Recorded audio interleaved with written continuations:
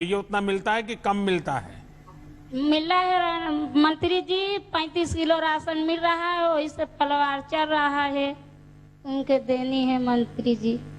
तो बच्चों को खाना अच्छा लगता है? बच्चों को प्यार से खिलाते हो? हाँ सर जी। अच्छा बदामी जी, आपका घर कैसा है? कच्चा है कि पक्का है? मंत्री जी तुमका कृपा है कि वैसे एकदम मर ही रहा है हम सबका।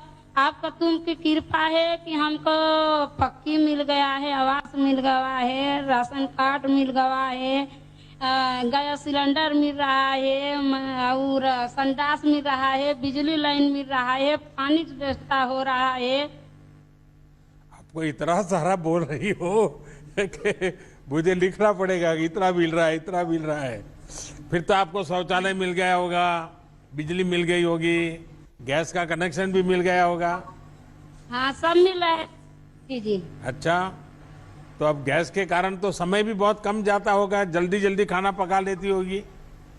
हाँ सर, हाँ मंत्री जी जल्दी खाना बना पका लेंगे। एक बार दाल भर देंगे, एक बार चावल धर दे, एक बार रोटी बना ले, एक बार भुजिया बना लेंगे, आलू के सब्जी। हाँ, तो हम तो काशी आते हैं, तो कभी खिलाओगे? नहीं मंत्री जी, तू सब दिन हम तुमके जिया वोट दे के जियाएगी सब दिन हम तो वाह वाह हमारा वाह। परिवार। अतः जो सुविधाएं आपको मिली है, तो हाँ आपके जीवन में कोई बदलाव आया? पहले कैसे रहते थे, अब नया मकान मिला तो कैसे रहते हैं? अब बढ़िया रहे थे। पहले तो तुका मड़ई में रहे थे, कोई पानी चुआते, कोई काच के गदन के सुताई। अब तो मंत्री जी जब से तू बन गया है मंत्री जी, सबके हमके बहुत सुविधा मिल गया है। चलिए बदामी जी, आपसे सुनकर अच्छा लगा कि आपको ये डबल इंजन की सरकार का पूरा लाभ मिल रहा है। आपने बताया कि आपको घर, गैस, बिजली, शौचालय सब सुविधा मिली है। कोशिश यही है कि हर गरीब परिवार को ये सारी सुविधाएं पहुंचे और जो देश के लिए भी, सभी नागरिक के लिए भी सुलभ हो। मुझे विश्वास है कि ऐसी सुविधाएं मिलने के बाद अपने बच्चों का भविष्य बनाने में कोई कसर नहीं छोड़ोगी और बच्चों को जरूर पढ़ाओगी। तो मेरी तरफ से आपको बहुत शुभकामनाएं। ठीक है मंत्री जी, हम पढ़ा रहे, दुआ करेगी, सब करेगा, तुमका कृपा है तो सब हो जाएगा। प्रणाम मंत्री जी। धन्यवाद जी। कुशीनगर से अमलावती जी हमसे जुड़ रहे हैं, कृपया कुशीनगर को लिंक करें। अमलावती जी नमस्ते। अमलावती जी, पिछले 1.5 साल में आपके परिवार को मुफ्त राशन मिलने में कहीं कोई तकलीफ हुई? कहीं लेने गए और नहीं मिला, ऐसा होता है क्या? नहीं, राशन में हमनी के तकलीफ नहीं के। पिछला बेर 9 महीना मिलल, ए बेर 2 महीना। हमके राशन जैसे मिलत ताटे, एक 35 किलो, एक 10 किलो, महीना में 2 बार राशन मिलता। मंत्री जी हमके सुख से मानी जा, सुख से खातन जा, रौरी दया से। तो अभी तो दिवाली तक देने वाला हूँ। हाँ तो घर में सब खुश है? हाँ, सब बाल बच्चा सबे खुश है, हमनियों के दोनों प्राणी खुश है। मंत्री जी रौरे दया से हमनी के एकदम बाल बच्चा ठीक है। बाल बच्चे पढ़ते हैं? हाँ, छोटे छोटे बच्चा है, लोग पढ़ता लो। तो अभी तो स्कूल बंद है, तो क्या करते हैं? हमके जैसे हमके घर बढ़िया आवास मिल गइल बा, हमके बिजली मिल गइल बा, हमके फ्री गैस मिल गइल बा, हमके बाथरूम बन गइल बा, हमके अच्छा, मैं बच्चों की पढ़ाई का पूछ रहा हूँ, तो आप मुझे गैस, चूल्हा, बिजली यही कह रही हो। अच्छा अमलावती जी, कोरोना ऐसी बीमारी है जिसने पूरी दुनिया में हर किसी को कोई न कोई परेशान किया हुआ है। अब आपको काम मिलना शुरू हुआ कि नहीं हुआ है? हमके मास्क जैसे मिलल बा लगावे के, हमके साबुन से हाथ धोवे के मिलल बा, नहाए धोआए के मिलल बा, कपड़ा अच्छे से रखे के मिलल बा। हमके सब बरौरी दया से सब बढ़िया तर से बानी, हम कोनो बात के नहीं के परेशानी। अच्छा, तो आपने टीका भी लगवा लिया? हाँ मंत्री साहब। हाँ। अच्छा, टीका लगने में कोई डर तो नहीं लगा ना? टीका लागल बा, हमने के 18 साल के लड़का बना उन्हों के लागल बा, 2 जनवरी वाला उन्हों के लागल बा, हमने को दोनों प्राणी के लागल बा। अच्छा, कुछ लोग तो समझाते होंगे कि टीका नहीं लगवाना चाहिए, ये हो जाता है वो हो जाता है, आपके साथ ऐसा तो नहीं किया ना किसी ने? नहीं, हमने के टीका लाग गइल बा। अच्छा, कोनो परेशानी नहीं है। अमलावती जी, आप जैसी जागरूक महिलाओं के चलते ही कोरोना से देश लड़ाई लड़ पा रहा है। आपने वैक्सीन भी लगवा ली है। मेरा आपसे आग्रह है कि अपने आसपास ज्यादा से ज्यादा बहनों को टीकाकरण के लिए प्रोत्साहित करिए, आप उनको समझाइए। आप जैसी बहनों को दिक्कत ना हो, इस पर सरकार विशेष ध्यान दे रही है। जिनके जनधन बैंक खाते हैं, उनके खाते में पैसे भी जमा किए गए। कोरोना लॉकडाउन के दौरान उज्ज्वला गैस सिलेंडर भी मुफ्त दिए गए। घर, शौचालय, बिजली, गैस के बाद अब हर घर पाइप से पानी की भी पहुंचाने की दिशा में हम बहुत काम कर रहे हैं और घर तक पानी भी पहुंचाएंगे। तो आपके आशीर्वाद बने रहे ताकि मैं सब काम कर सकूं। हमने करो रे आशीर्वाद से एकदम बढ़िया बानी जा, रौरी दया से। चलिए, बहुत बहुत धन्यवाद आपका। नमस्ते मंत्री साहब। झांसी से हमसे जुड़ रहे हैं पंकज सहगल जी, कृपया झांसी को लिंक करें। प्रणाम पंकज जी, नमस्ते। पंकज जी, आप ये बताइए कि आप करते क्या हैं और कोरोना के संकट काल में आपको राशन मिलने में से कितनी राहत मिली? नहीं सर, मेरी परचून की छोटी सी दुकान है गांव में, थोड़ी खेती भी है। और सर, कोरोना काल में आपने जो गरीब अन्न योजना के माध्यम से मुफ्त राशन उपलब्ध कराया है, उससे बड़ी राहत मिली है हम सभी को। आसपास के लोगों को भी संतोष है? जो गरीब जी सर, पूरे ग्रामीण लोगों को दुकान आते होंगे, उनको भी संतोष है कि कोई शिकायत है? जी सर, नहीं सर, आपके आशीर्वाद से सब लोग बड़े खुश हैं इस समय। अच्छा पंकज जी, इन योजनाओं के अलावा आपको कोई और योजनाओं के भी लाभ मिले हैं क्या? जी सर, किसान सम्मान निधि, राशन कार्ड है, आयुष्मान कार्ड उपलब्ध है, रसोई गैस मिली हुई है सर। कितनी जमीन है आपकी? सर 1.5 से 2 एकड़ जमीन। और क्या खेती करते हैं? सर इस समय मूंगफली का सीजन है, उस समय फिर गेहूं करते हैं। देखिए, आपका ये इलाका तो ऐसा है कि पानी की दिक्कत रहती है। जी सर, अभी समस्या तो है, लेकिन इस बार बरसात अच्छी हो रही है। तो बरसात का पानी बचाने की कोशिश हो रही है क्या गांव में सब लोग? जी सर, बिल्कुल हो रहे हैं। तालाबों की गहराईकरण की जा रही है, हाँ। कुओं को भी साफ सफाई करके गहराईकरण हो रही है आपके आशीर्वाद से। देखिए पंकज जी, हमारी सरकार का प्रयास है कि हर वर्ग को बिना किसी भेदभाव के योजनाओं का लाभ मिले। योजनाओं का लाभ लेने में ये देखना गलत है कि कौन किस वर्ग का है। यही वजह है कि हमारी सरकार ने सामान्य वर्ग के गरीबों के लिए 10% आरक्षण की पहल की और इसका लाभ आज देश के लाखों सामान्य वर्ग के गरीब उठा रहे हैं, जिनमें बड़ी संख्या उत्तर प्रदेश के हमारे नौजवानों की भी है। जी सर, तो पंकज जी, शुक्रगुजार हैं आपको मेरी बहुत शुभकामनाएं और सबको धन्यवाद। नमस्कार। सुल्तानपुर से श्रीमती बबीता यादव जी हमसे जुड़ेंगी, कृपया सुल्तानपुर को लिंक करें। बबीता जी नमस्ते। तो बबीता जी, आप तो खेती करती हैं?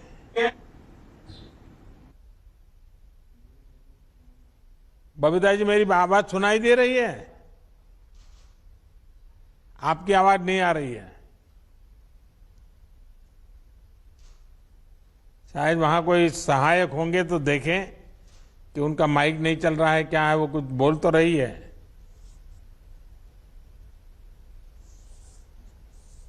बबीता जी कुछ बोलिए तो सुनाई देगा।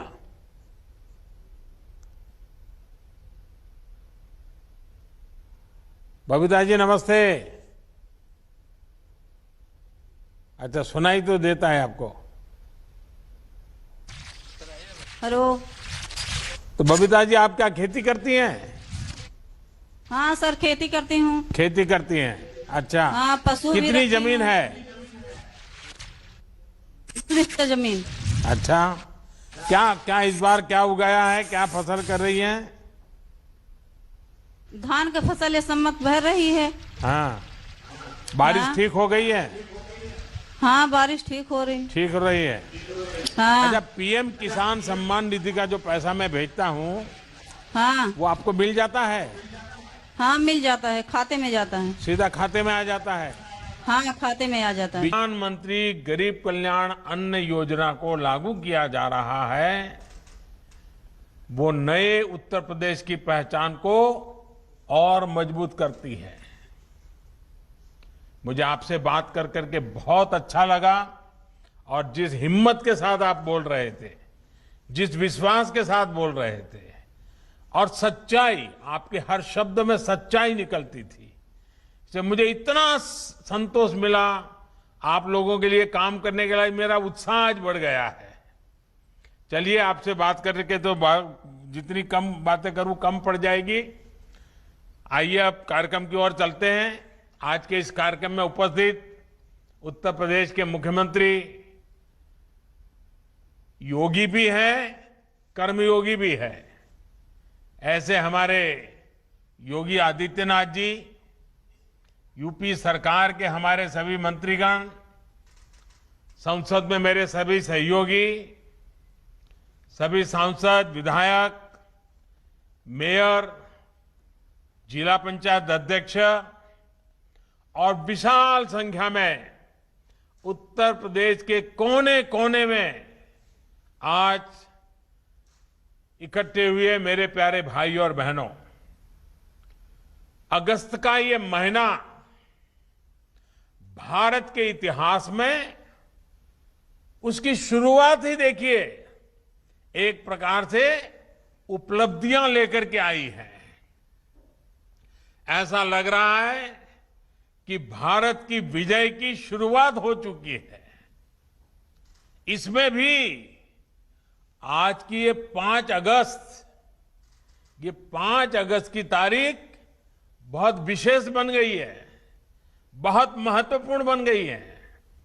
इतिहास इसको सालों तक दर्ज करेगा। ये 5 अगस्त ही है जब 2 साल पहले देश ने एक भारत श्रेष्ठ भारत की भावना को और सशक्त किया था।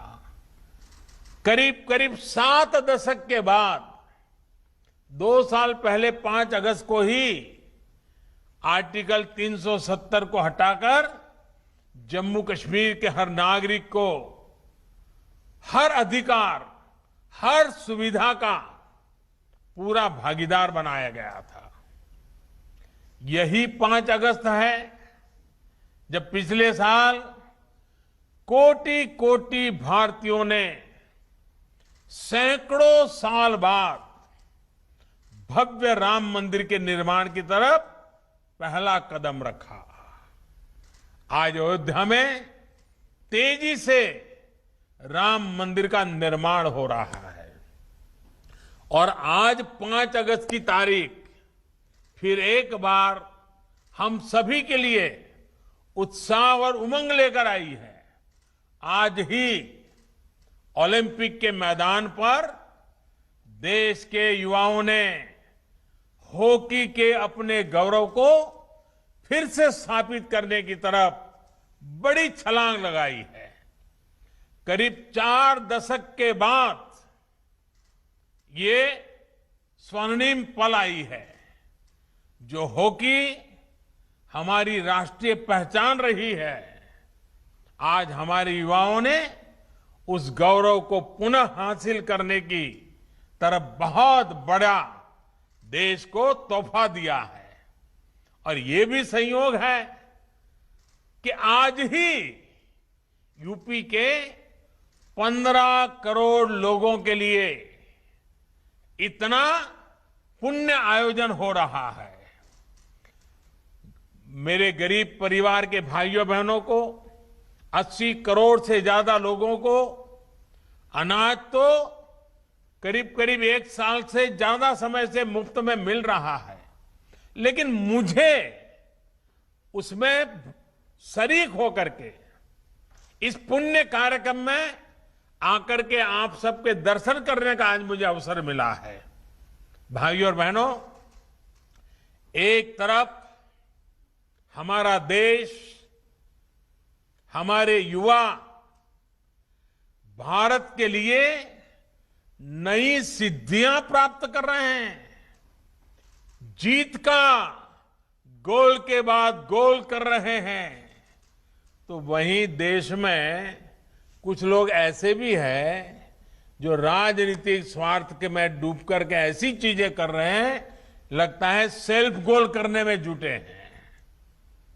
देश क्या चाहता है, देश क्या हासिल कर रहा है, देश कैसे बदल रहा है, इसमें इनको कोई सरोकार नहीं। ये लोग अपने स्वार्थ के लिए देश का समय और देश की भावना दोनों को आहत करने में जुटे हैं। भारत की संसद का जन भावनाओं की अभिव्यक्ति के पावन स्थान का ये लोग अपने राजनीतिक स्वार्थ की वजह से निरंतर अपमान कर रहे हैं। आज पूरा देश मानवता पर आए सबसे बड़े संकट से 100 साल में आया हुआ, पहली बार आया हुआ इतने बड़े संकट से बाहर निकलने के लिए जी जान से देश का हर नागरिक जुटा है, प्रयास कर रहा है। और ये लोग कैसे देश हित के काम को रोका जाए, इसकी स्पर्धा में लगे हैं, इस होड़ में जुटे हैं।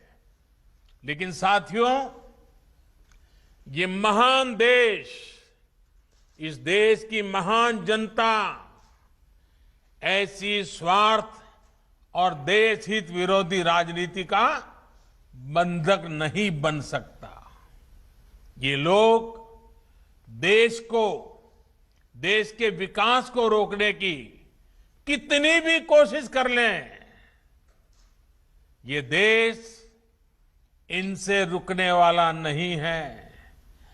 वो संसद को रोकने की कोशिश कर रहे हैं, लेकिन 130 करोड़ की जनता देश को रुकने न देने में लगे हुए हैं। हर कठिनाई को चुनौती देते हुए देश हर मोर्चे पर तेजी से आगे बढ़ रहा है। सिर्फ बीते कुछ हफ्तों के कीर्तिमान देखें और जरा देखिए, जब देश नए कीर्तिमान स्थापित कर रहा था और कुछ लोग दिल्ली में संसद को रोकने में लगे हुए थे, कुछ ही हफ्तों में जो हमने कीर्तिमान देखे तो भारतीयों का सामर्थ्य और सफलता चारों तरफ नजर आता है। ओलंपिक में अभूतपूर्व प्रदर्शन को पूरा देश उत्साहपूर्वक देख रहा है। भारत टीकाकरण के मामले में भी 50 करोड़ के पड़ाव के बिल्कुल दरवाजे पर आकर के खड़ा हो गया है। देखते ही देखते उसको भी पार कर जाएगा।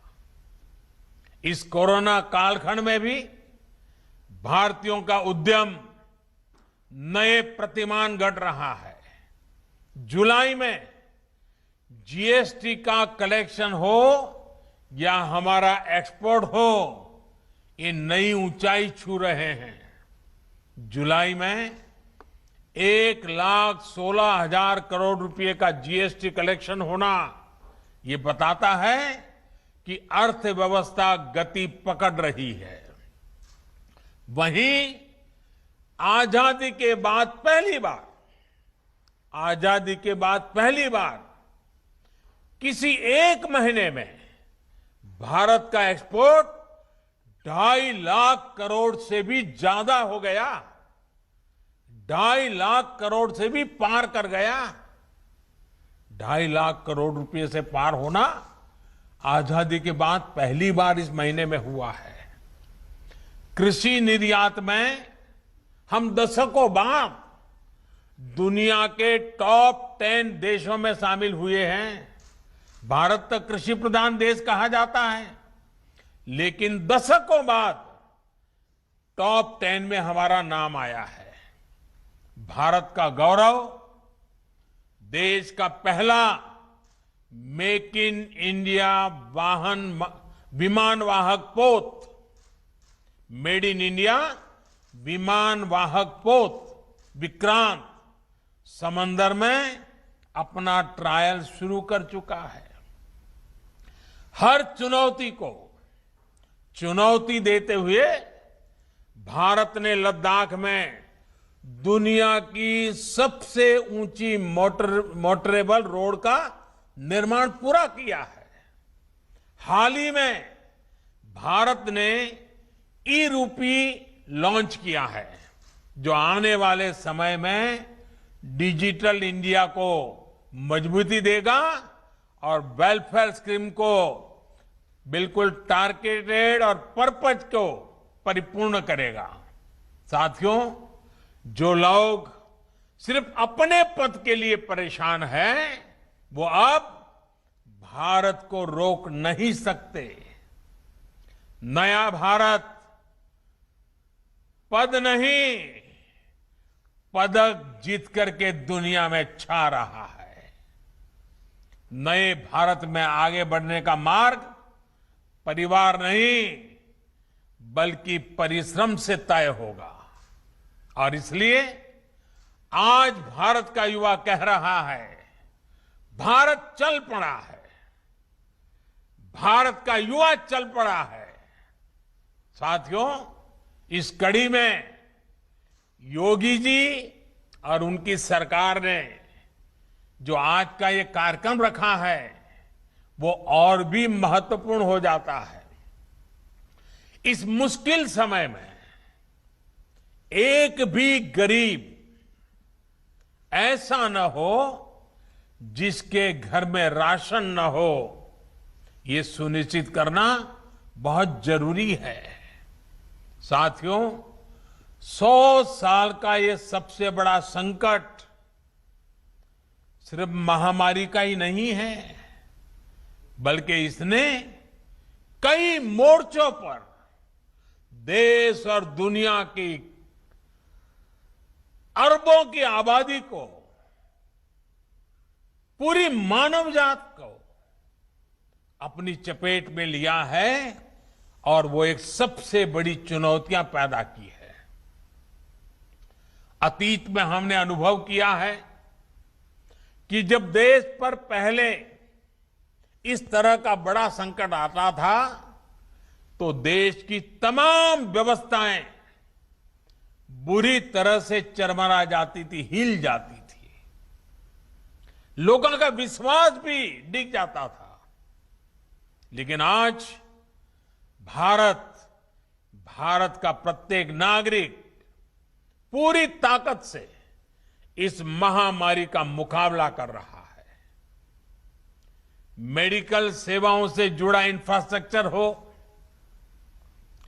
दुनिया का सबसे बड़ा मुफ्त टीकाकरण अभियान हो, या फिर भारतवासियों को भूखमरी से बचाने का सबसे बड़ा अभियान हो, लाखों करोड़ रुपए के ये कार्यक्रम आज भारत सफलता के साथ आगे बढ़ा रहा है। महामारी के इस संकट के बीच भारत ने बड़ी संख्या में रोजगार निर्माण करने वाले लोग और बड़े बड़े मेगा इंफ्रास्ट्रक्चर प्रोजेक्ट्स को भी रुकने नहीं दिया। मुझे खुशी है कि यूपी और यूपी के लोगों ने देश के सामर्थ्य को बढ़ाने के लिए कंधे से कंधा मिला करके काम किया। यूपी में चल रहे हाईवे, एक्सप्रेसवे और डेडिकेटेड फ्रेट कॉरिडोर और डिफेंस कॉरिडोर जैसे प्रोजेक्ट जिस गति से आगे बढ़ रहे हैं, ये उसका जीता जागता उदाहरण है। साथियों, इतने संकट के बावजूद आज देश राशन से लेकर के दूसरे खाने पीने के सामान की कीमतों को पूरी दुनिया में तूफान मचा हुआ है। ऐसे में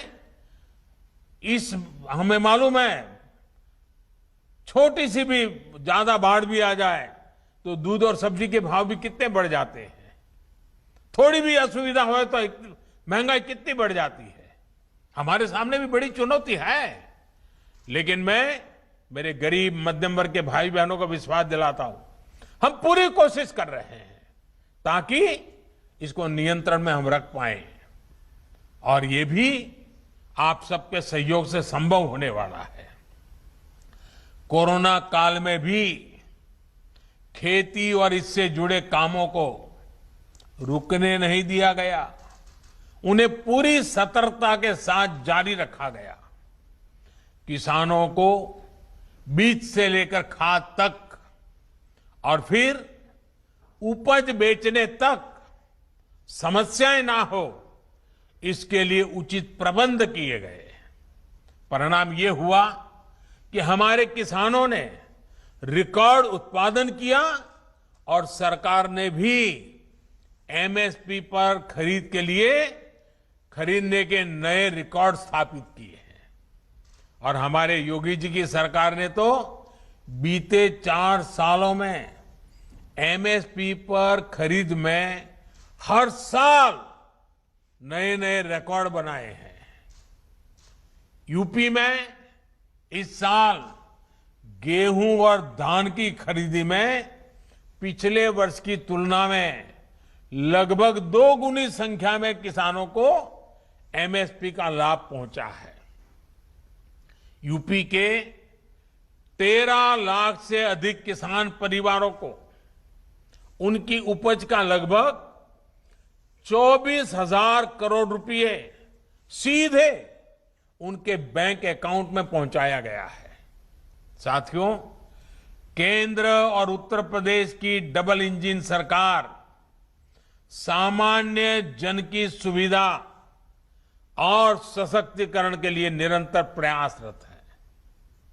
कोरोना कालखंड के बावजूद गरीबों को सुविधाएं देने का अभियान मंद नहीं पड़ा।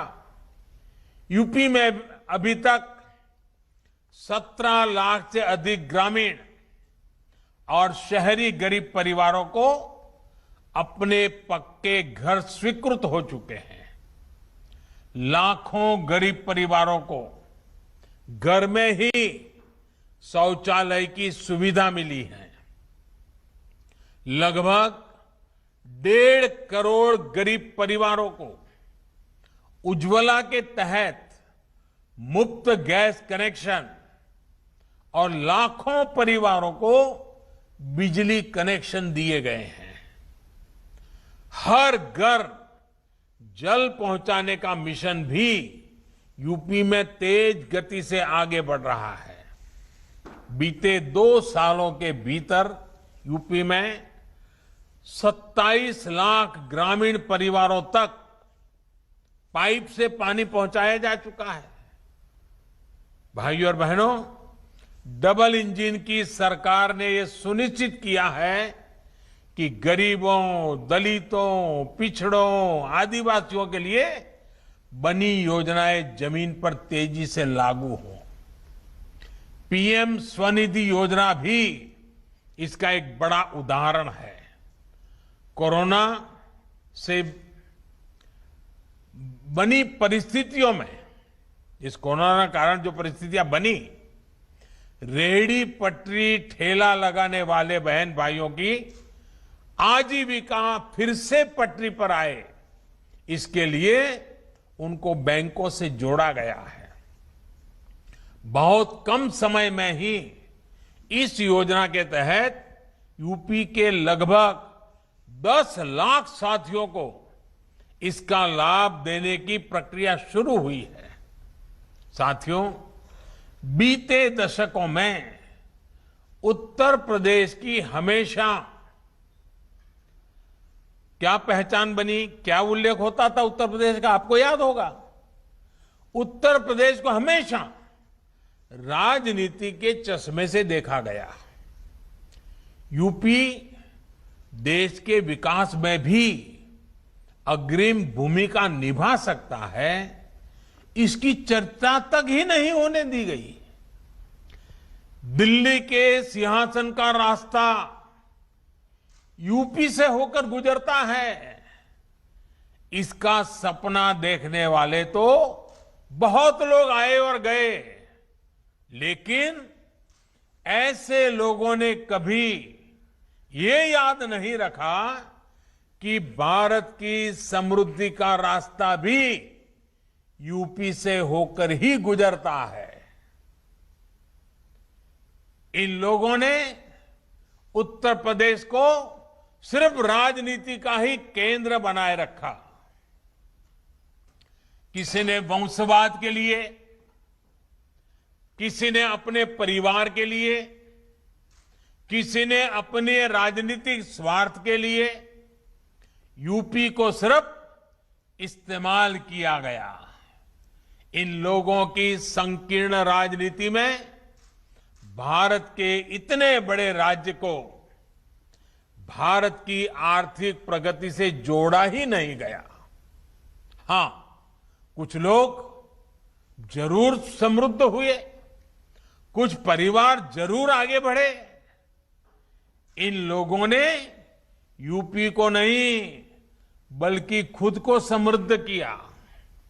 मुझे खुशी है कि आज उत्तर प्रदेश ऐसे लोगों के कुचक्र से बाहर निकलकर आगे बढ़ रहा है। डबल इंजन की सरकार ने यूपी के सामर्थ्य को एक संकुचित नजरिए से देखने का तरीका बदल डाला है। यूपी भारत के ग्रोथ इंजन का पावर हाउस बन सकता है, ये आत्मविश्वास बीते सालों में पैदा हुआ है। यूपी के इतिहास में पहली बार सामान्य युवाओं के सपनों की बात हो रही है। यूपी के इतिहास में पहली बार अपराधियों में भय का माहौल पैदा हुआ है। यूपी के इतिहास में पहली बार गरीबों को सताने वालों, कमजोर वर्गों को डराने धमकाने और अवैध कब्जा करने वालों के मन में डर पैदा हुआ है। जिस व्यवस्था को भ्रष्टाचार और भाई भतीजावाद की लत लग गई थी, उसमें सार्थक बदलाव की शुरुआत हुई है। आज यूपी में यह सुनिश्चित किया जा रहा है कि जनता के हिस्से का एक एक पैसा सीधे जनता के खातों में पहुंचे, जनता को लाभ हो। आज यूपी निवेश का केंद्र बन रहा है। बड़ी बड़ी कंपनियों आज यूपी आने के लिए लालायित हो रही हैं। यूपी में इंफ्रास्ट्रक्चर के मेगा प्रोजेक्ट्स बन रहे हैं, इंडस्ट्रियल कॉरिडोर बन रहे हैं, रोजगार के नए अवसर तैयार हो रहे हैं। भाइयों और बहनों, उत्तर प्रदेश, यहां के परिश्रमी लोग, आत्मनिर्भर भारत, एक वैभवशाली भारत के निर्माण का बहुत बड़ा आधार है। आज हम आजादी के 75 वर्ष का पर्व मना रहे हैं, आजादी का अमृत महोत्सव मना रहे हैं। ये महोत्सव सिर्फ आजादी का उत्सव भर ही नहीं है, बल्कि ये आने वाले 25 वर्षों के लिए बड़े लक्ष्य, बड़े संकल्पों का अवसर है। इन संकल्पों में उत्तर प्रदेश की बहुत बड़ी भागीदारी है, बहुत बड़ी जिम्मेदारी है। बीते दशकों में उत्तर प्रदेश जो हासिल नहीं कर पाया, अब उसे हासिल करने की बारी आई है। ये दशक एक तरह से उत्तर प्रदेश के पिछले 7 दशकों में जो कमी रह गई, उसकी भरपाई करने का दशक है। ये काम यूपी के सामान्य युवाओं, हमारी बेटियां, गरीब, दलित, वंचित, पिछड़ों की पर्याप्त भागीदारी और उनको बेहतर अवसर दिए बगैर नहीं हो सकता। सबका साथ, सबका विकास और सबका विश्वास, इसी मंत्र के साथ हम आगे बढ़ रहे हैं। बीते समय में शिक्षा से जुड़े 2 बड़े फैसले ऐसे हैं जिसका उत्तर प्रदेश बहुत बड़ा लाभार्थी होने वाला है। पहला फैसला इंजीनियरिंग की पढ़ाई से जुड़ा है। इंजीनियरिंग और टेक्निकल एजुकेशन से जुड़ी पढ़ाई से यूपी के गांव और गरीब की संतान बहुत हद तक भाषा की समस्या के कारण वंचित रह जाता था। अब इस बाध्यता को खत्म कर दिया गया है। हिंदी सहित अनेक भारतीय भाषाओं में इंजीनियरिंग और टेक्निकल एजुकेशन की पढ़ाई शुरू हो रही है। आधुनिक टेक्नोलॉजी का उपयोग करते हुए बेस्ट कोर्स, श्रेष्ठ पाठ्यक्रम तैयार किया गया है। देश के अनेक राज्यों के संस्थानों ने ये सुविधा लागू करनी शुरू कर दी है। भाइयों और बहनों, एक और अहम फैसला है मेडिकल शिक्षा से जुड़ा। मेडिकल शिक्षा में अखिल भारतीय कोटे से ओबीसी को, पिछड़ों को आरक्षण के दायरे से बाहर रखा गया था। इस स्थिति को बदलते हुए हाल में हमारी सरकार ने इसमें ओबीसी को 27% आरक्षण दिया है। यही नहीं, सामान्य वर्ग के गरीब परिवारों के बच्चों के लिए भी जो 10% आरक्षण है, उसको भी इसी सेशन से लागू किया गया है।